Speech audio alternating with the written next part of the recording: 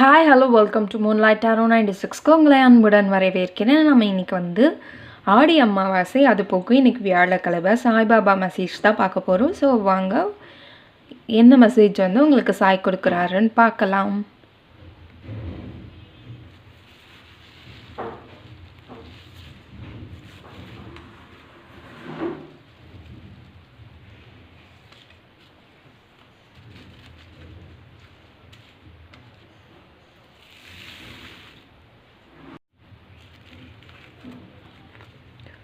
Five of Pentacles, Queen of Cups, then Devil card.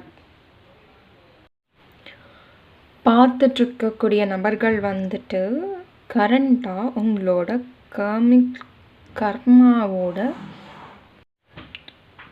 பார்த்துட்ருக்கக்கூடிய நபர்கள் இது எல்லாத்துக்குமே பொருந்தும்னு கிடையாது. பொருந்துகிற வரைக்கும் எடுத்துக்கோங்க, பொருந்தாதவங்க இதை விட்டுருங்க.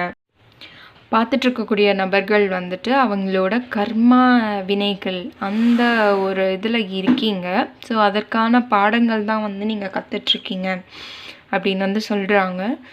ஸோ உங்களுக்கான செய்தின்னு பார்த்தீங்கன்னா, நீங்கள் ரொம்ப எமோஷ்னலாக இருக்கீங்க.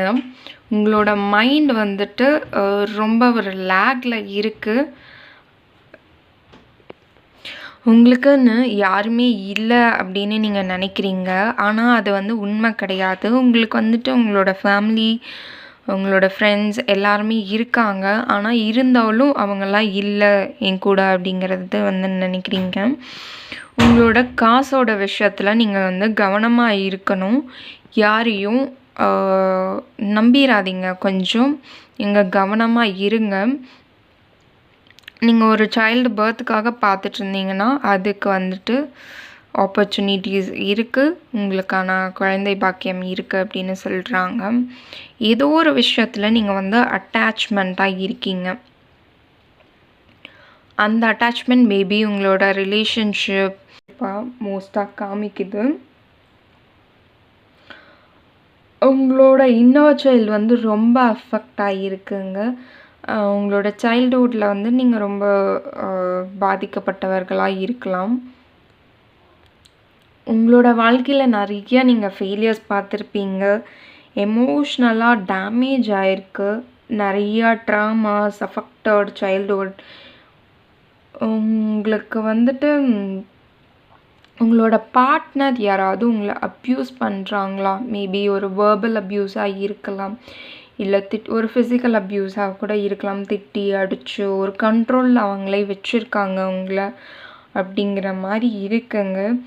ஸோ இந்த சுச்சுவேஷன் சாய் என்ன சொல்கிறாருன்னா, கூடிய சீக்கிரம் இது எல்லாமே உன்னோட கர்ம வினைகள் தான். ஸோ இது கூடிய சீக்கிரம் முடிய போகுது. அதற்கான பலன்களும் அதற்கான ஆசீர்வாதங்களும் ரிவார்ட்ஸும் உங்களுக்கு கிடைக்கும். பட் அது வரைக்கும் நீங்கள் இதை கோ த்ரூ பண்ணி தான் ஆகணும் அப்படிங்கிறத சொல்கிறாரு.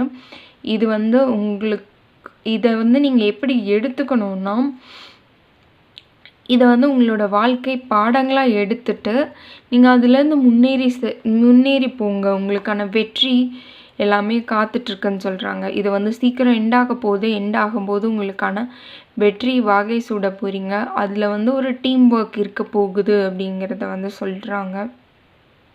ஸோ இதுதான் உங்களுக்கு சாய் கூறும் செய்திகள். எவ்வளோ ரெசினேட் ஆகுதோ அதை மட்டும் எடுத்துக்கோங்க, ஆகாததை விட்டுருங்க. ஸோ உங்களுக்கு இது பிடிச்சிருந்தா எனக்கு ஒரு லைக் போடுங்க.